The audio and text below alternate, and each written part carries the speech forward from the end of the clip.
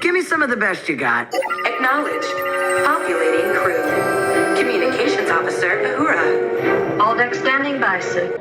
Lieutenant Uhura to Security Officer Davison. Davison here. I want an all-woman security team on every transporter immediately. No one is to transport down to the planet unless it is on my order. Aye, aye, Lieutenant. What are you doing?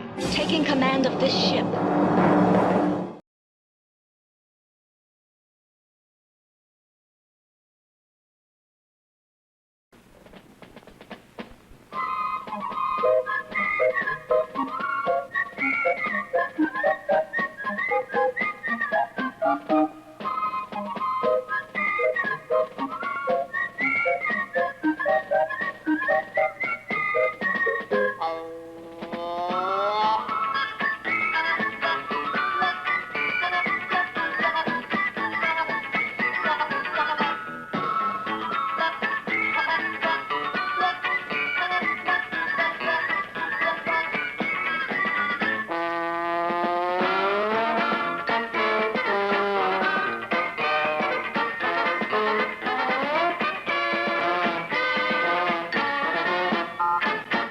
This video is brought to you by Patreon. Patreon! We'll all have some fun if it stops raining. Yes, it's that time again. Time for Nickelodeon to throw a couple of baby boomer era television shows onto their daytime programming. Now, this practice did serve a function at first. We've gone over how, when Nick at Night started in 1985, many cable providers opted out of carrying it in the evening and early AM hours. So, airing a couple of 1960s sitcoms on Nickelodeon during the day was a way for grown-ups to sample Nick at Night's treasures, hopefully prompting them to call their local cable provider and demand Nick at Night. But by 1990, that problem had been pretty much solved. The number of cable providers who offered Nickelodeon but not Nick at Night were virtually zero, and bringing in these retro shows for the channel's younger audience felt less like a marketing strategy and more like, well, tradition. And one way that tradition took hold was Camp Nickelodeon, a summer programming block beginning in 1986, kicking off with a trilogy of baby boomer classics, The Donna Reed Show, My Three Sons, and Mr. Ed. Because if there's one thing kids want to do with their summer break away from school, it's watch 30-year-old domestic sitcoms. Camp Nickelodeon kind of faded in and out over the next couple of years. In 1987, it was a Nick at Night block instead, and then it took the next couple of years off. But in 1990, Camp Nickelodeon would come back with a vengeance, and with it, a new retro show to spring on the kiddies. A show that fit way more into the summer camp theming than Donna Reed. A show called Camp Runamok.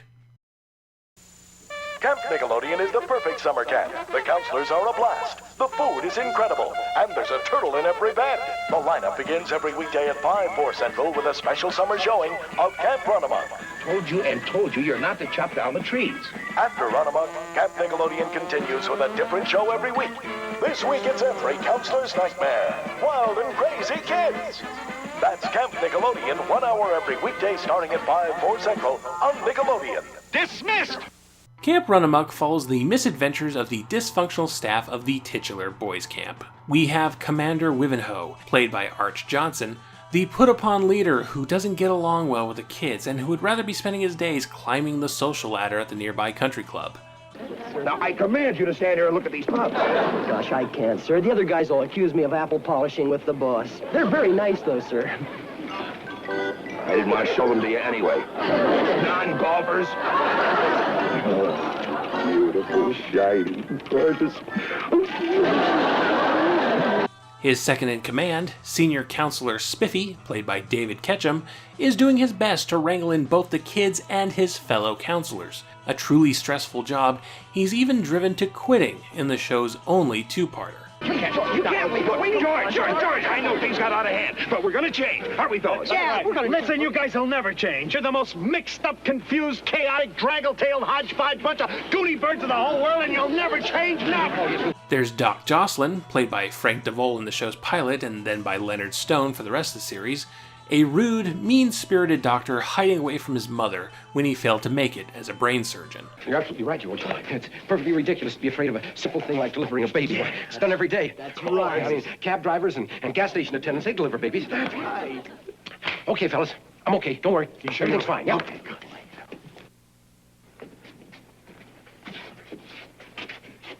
Go ahead, Doc. Well, how's our little mother? There's Counselor Pruitt, played by Dave Madden, an empty-headed buffoon who lives his life by fortune-telling, chickens out when things get tough, and starts shaking the second a pretty girl gives him any attention. Hey, Commander, when you go into town, would you give me a lift? I've got a heavy date with a certain girl. Oh, Caprice. Boy, that helps. Doc, why do you do that? You know what that name does to him. I can't help it. I like to see him shake. And finally, the camp cook, Malden, played by Mike Wagner, who takes it very personally when people don't like his cooking, which is often because he's quite bad at it. Hey, you guys, grab a piece of toast. Yeah? Hold it out in front of you. Are you ready? Huh? Wait a minute, I smell bacon. Hey, you ready? Give me some of that. Bacon mist. Just came out. Mist? Just came out. Essence of bacon. You just spray it on. That's wild enough as it is, but things get oh so more complicated when Camp Divine, an all-girls camp, opens up on the opposite side of the lake. It's headed by Miss Grunecker, played by Alice Nunn. Yes, that's Large Marge from Pee-wee's Big Adventure. A larger-than-life personality, quick to anger and just as quick to fall madly in love with the boys' camp commander. Oh, Wally, don't tell me you're buying one of these darling cars. You bet I am. It's the image I need as the commander of a quality boys camp. Oh, I can see you now. Speeding down the freeway of life with some lucky woman at your side to share the bumps and detours. I know I'll look positively radiant in my wedding gown as we drive away from the church. Oh, dear, I'd better hurry up and phone the beauty parlor and make an appointment right away. But everyone has eyes on the young and gorgeous Caprice, played by Las Vegas showgirl Nina Wayne, who, despite her airy voice and giggly personality, is actually the smartest person here. My, you have such strong biceps. Did you see Mahela, mate? I think she's getting a crush on your commander. Come on, Who can get a crush on old Tiger Inder? He's fat. Love has nothing to do with one's appearance. Love is an emotional experience caused by the cognition of free nerve endings activated by organic changes from incipient withdrawal responses. Why are you all staring at me? Where in the world did you learn that? At Oxford, I was a Rhodes Scholar. You were a Rhodes Scholar? You studied in England? Yes, that's where I learned to speak so perfectly.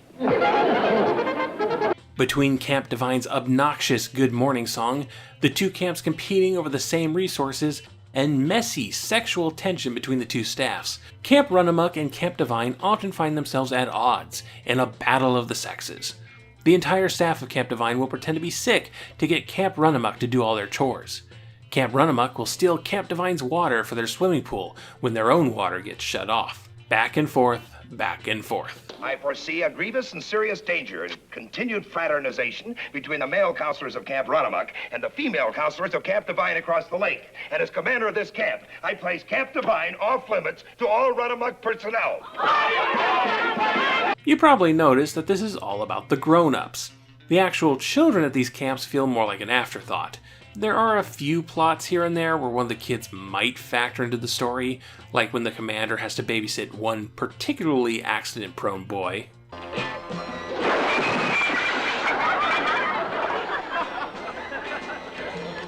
Gordon, get away from that cannon.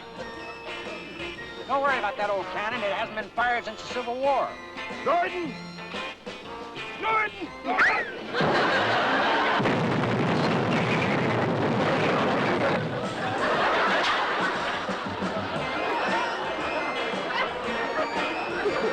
But those are the exceptions, not the rule. There are no regular reoccurring child characters through the show's 26-episode run, which makes it somewhat of an odd choice for Nickelodeon. Though it does have bears, hideous Five Nights at Freddy's bear puppets that act as a Greek chorus for the episode's going-ons, until the husband bear says something sexist and the wife bear knocks him on the head. They're dieting. Huh? It's a thing humans do. They cut down on their food intake to make themselves thin. Well, why? At a certain point, Irving, it's very difficult to interpret the behavioristic patterns of the human being. Yes. Virginia, I'm sure glad you're a bear. Thank you, Irving. But now that you mentioned diet, you are getting a bit heavy through the thighs, my dear. What'd I say? Camp Runamok was the brainchild of David Swift, a man who got his start writing radio comedies before making a name for himself with the series Mr. Peepers. Then at Walt Disney Studios as one of their go-to live-action filmmakers, screenwriting and directing films like 1960's Pollyanna and 1961's The Parent Trap, a film whose first act takes place at a girls' summer camp. In fact, some newspapers erroneously identified Camp Runamok as a spin-off of The Parent Trap, which it is very much not. Other sources say that Camp Runamok was based on the 1963 novelty song Hello Mutta, Hello Fada from comedian Alan Sherman, about a boy riding home from summer camp and detailing why the place sucks. All the counselors hate the waiters, and the lake has alligators, and the head coach wants no sissies, so he reads to us from something called Ulysses. Believe it or not, this song reached number 2 on the Billboard Hot 100. The Beatles hadn't shown up yet to make music good. Now, to put this tape where no one will ever listen to it. Anyway, as far as I can tell, there is no direct connection between the song and Camp Runamok. No adaptation credits, none of the events or characters from the song appear in the show. It seems to be a connection made decades after the show's run. A show business urban legend. No, Camp Runamok was a complete original. And importantly, not at all a kid's show. David Swift had every intention of making this a show for adults. Sophisticated slapstick is what I'm trying to do in Runamuck. It's really a story about the camp counselors. The kids are just background, like in Mr. Peepers. However, NBC sold it as a children's program, airing it at 7:30 on Fridays, traditionally a family programming slot, and insisting on getting sponsorships from toy manufacturers, including Dell Comics, who printed a short-lived run of Camp Runamok comic books. So the show had a bit of an identity crisis, sold to kiddies but not really being for them, with jokes that feel kind of edgy for the mid-1960s. Oh, Runamuck, oh, Runamuck. All right, already. They've gone. Don't get carried away. Well, they were a great bunch of kids, though, weren't they, sir? More fun with them. There wasn't one suicide this time. This confusion of demographics probably didn't help the show's chances. Camp Runamok flopped, with poor reviews and low ratings, premiering on NBC on September 17, 1965, and ending after just one season on April 15, 1966, going largely uncelebrated. And yeah, that makes sense, it's not very good. Even taking it on its own terms, Camp Runamok is a sloppy comedy. It tries to come off as cartoony and absurd, but doesn't really have the craft to pull it off. The nerve of you girls to think that you would stoop so low as to try to bribe a doctor just because you're too lazy to get out of bed. I'll have you know that I'm a man of medicine. I've got diplomas up the wall to prove it, and I took the Hippocratic Oath twice. Now, if you think for one moment that I'm going to go out there and tell my friends that you're sick...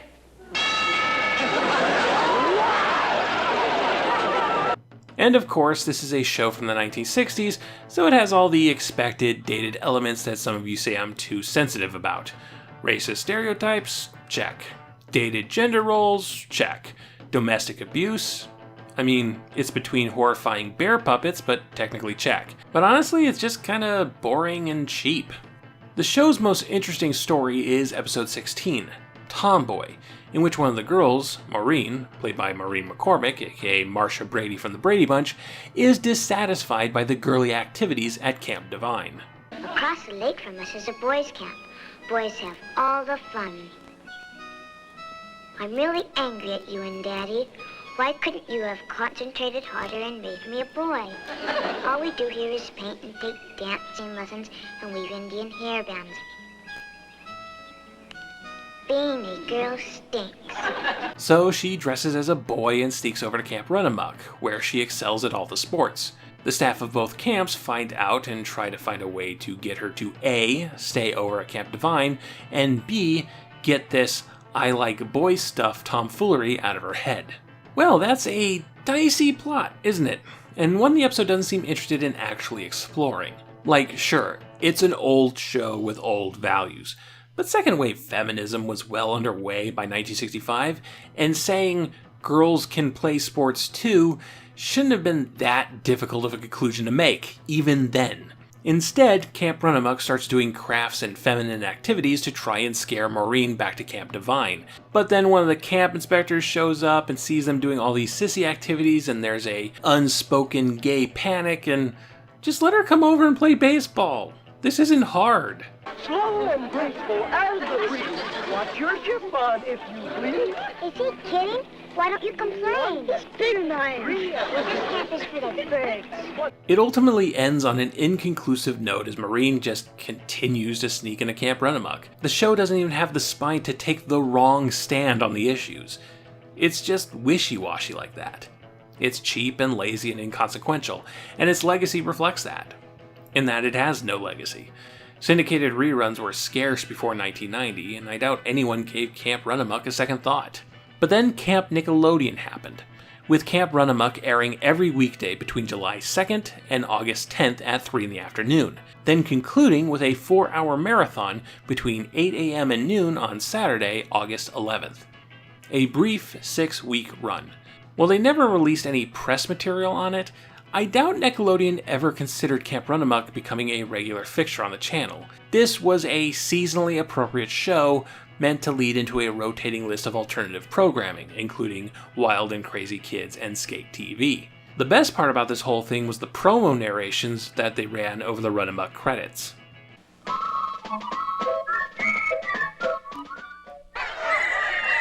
Attention, attention. Camp Nickelodeon continues with Wild and Crazy Kids next, performing daring feats of danger. These exercises are for demonstration purposes only and should not be attempted without someone with supervision, someone who has a supervisor. That is all. So it wasn't going to be permanent. But what's interesting is that it wasn't another Nick at Night crossover show. Camp Runamok never aired on Nick at Night. The first time a baby boomer era program didn't cross over like that since Lassie. So was this just a retro show for the sake of channel tradition? No, not at all. This was very much a cross-promotional thing, just not for Nick at Night. Camp Runamok was a crossover show for Viacom's new comedy cable channel, Ha! I can't stand it anymore. I must break free. I must not become like one of these cold, unfeeling machines. I long to dance and sing and laugh. Yes, laugh. And I shall, in just 6 weeks on April 1st, when Ha, the new TV comedy network, begins broadcasting on my TV. My TV will make me laugh. Oh, how I love my TV. My TV is a warm, caring machine that appreciates good dancing. Ha premiered in various cable packages on April 1st, 1990, because April Fool's Day, get it? And in practice, it was basically the first version of TV Land, a home for a bunch of retro sitcoms and sketch comedy shows that Viacom had been collecting over the years, like The Dick Van Dyke Show, Love American Style, and Mork and Mindy. Shows that you would expect to see on Nick at Night if Nick at Night had more hours. In fact, a lot of shows migrated off of Nick at Night and onto Ha, like Saturday Night Live, SCTV, Car 54 Where Are You, and Mad Movies with the LA Connection. I guess if you want to keep watching these specific shows, you best ask your local cable provider for Ha. To promote the channel's premiere, there was also a one-off Nick at Night airing of both The Lucy Show and Rhoda, both fixtures of this new comedy network. Commercials for Ha aired pretty frequently on daytime Nickelodeon in 1990, and finally there was Camp Runamok, which had already been airing on Ha for months. Now, you might know some of the basic history here, especially if you're a Mystery Science Theater 3000 fan. In 1991, Ha and one of its competitors, the Comedy Channel, merged and became Comedy Central, the eventual home of Jon Stewart and South Park. However, digging deeper into this history revealed something much more cutthroat, and frankly more interesting than you might expect. So, I hope you enjoyed the Camp Runamok part of the video, because that's over now. Now it's a ha retrospective. So, HBO, home box office, the first major success of cable television.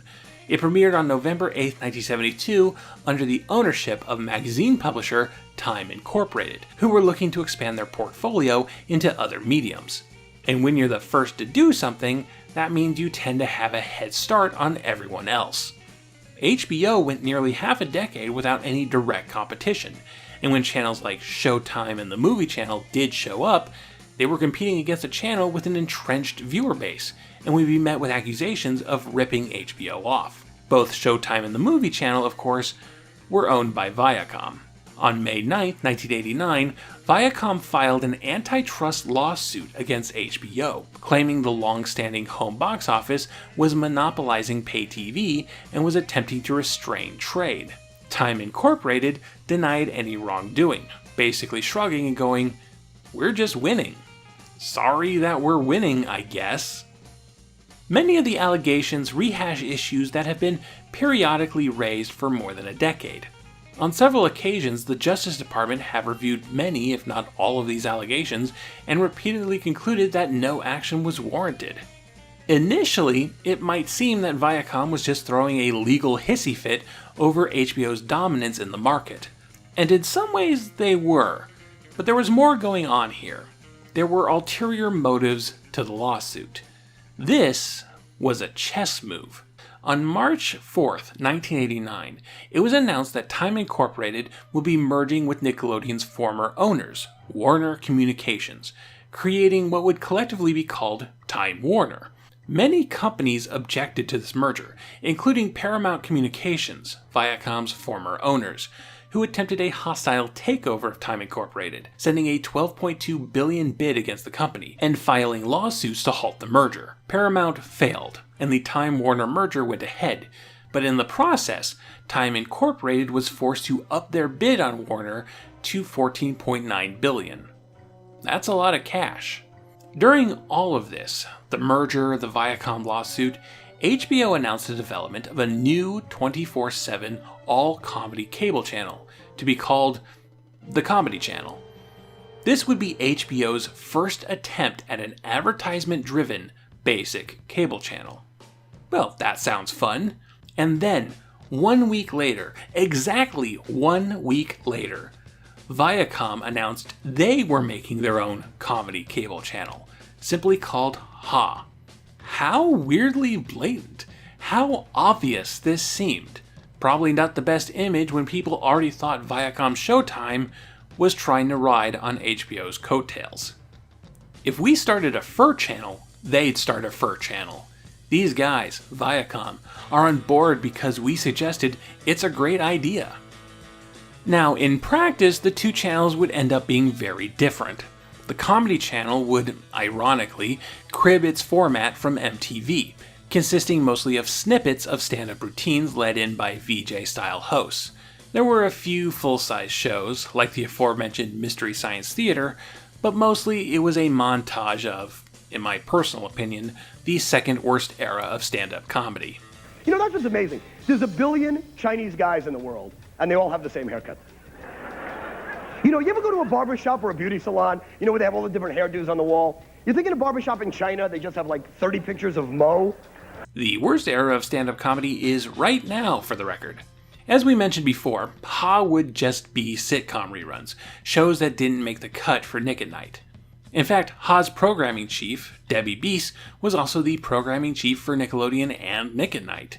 It seemed like a remarkably cheap and lazy channel from the company running MTV and Nickelodeon, two of the most groundbreaking, standard-setting cable channels ever. Yeah, it was pretty obvious this wasn't a coincidence. Viacom created a quick and easy competitor to HBO's Comedy Channel.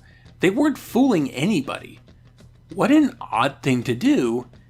In the midst of this lawsuit, enter this guy, John C. Malone. Malone was the CEO of Telecommunications Incorporated, or TCI, who at the time was the largest cable operator in the country, servicing nearly 25% of the United States cable subscribers. Malone basically walked into the room and said, a bit loudly so everyone could hear, "Hey, HBO, You know what would really convince people you're not monopolizing things?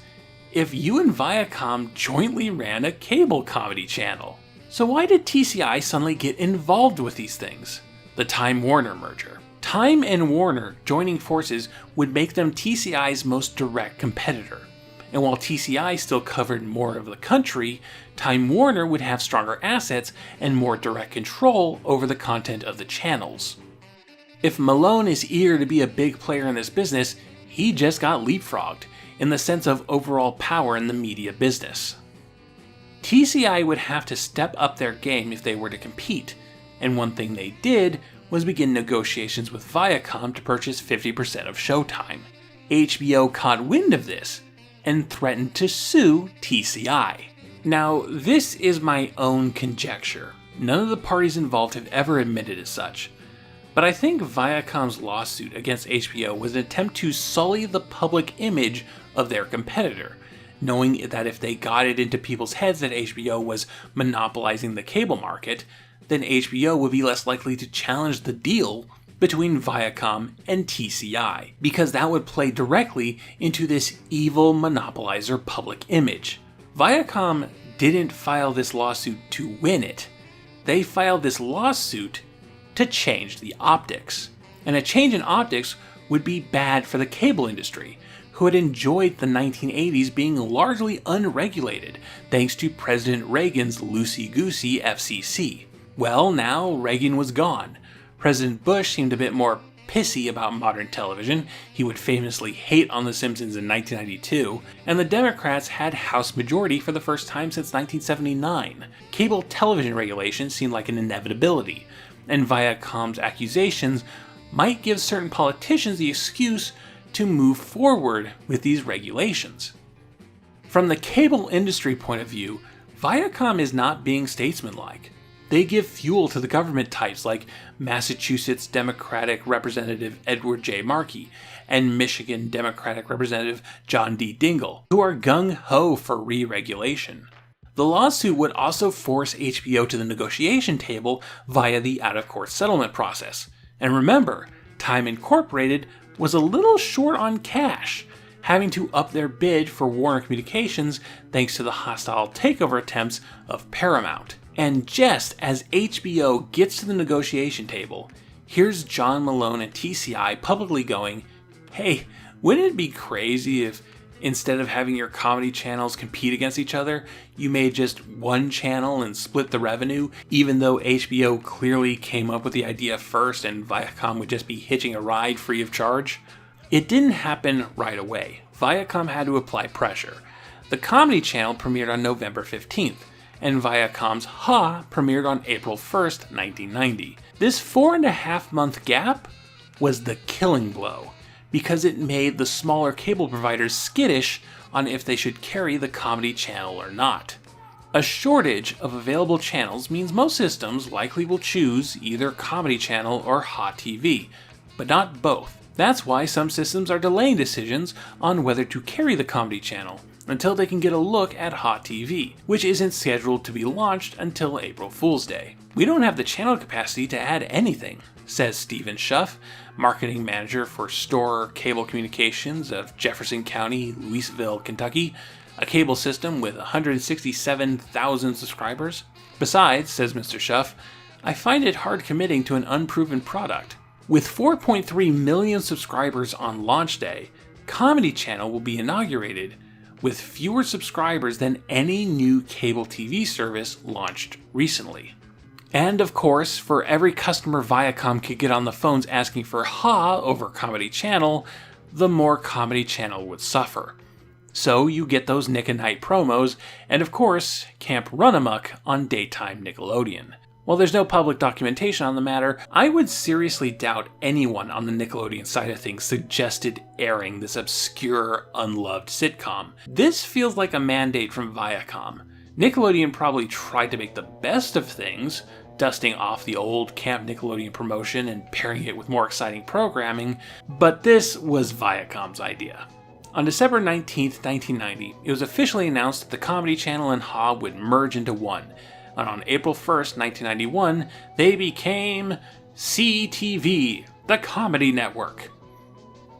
But it turns out there was a CTV in Canada, so 2 months later they changed it to Comedy Central, co-owned by Time Warner and Viacom, with the two companies sharing the profits until Viacom bought out Time Warner's half in 2003. With a bit of staged bad PR and a shoddy, no-effort cable channel, Viacom was able to bring HBO to heel, latch onto Comedy Channel's more lucrative assets, and leech onto a cable channel that would end up being one of their biggest. And thank you, Camp Runamok, for playing your small part in all of this. Sadly, the show hasn't received any home video releases, but tape traders have kept the entire series preserved, and you can watch all of it on YouTube at various qualities, including both Camp Nickelodeon and HA broadcasts of the show. I suppose we should thank Viacom's scheming for preventing this show from becoming lost media. You can also catch 16 episodes on the streaming service Crackle, but honestly, the video quality there isn't much better. That's only if you want to watch it. Camp Runamok is a pretty weak show. The jokes rarely land and it just doesn't come together as it should. I don't hate it, but I probably won't ever think of it again after I finish this video. Ah well. Nick, Nick, Nick, Nick, Nick, Nick, Nick, Nickelodeon. Nick, Nick, Nick, Nick, Nick, Nick, Nick, Nickelodeon. Next time, how about a baby boomer show that's much more fondly remembered? It's The Lassie of the Sea. Today's research shout-out goes to On Television and Comedy, Essays on Style, Theme, Performer, and Writer, by Barry Putterman. This 1995 book is more editorial essays than anything, but a segment on Camp Runamok really helped put the show into historical context for me. Thank you all for watching.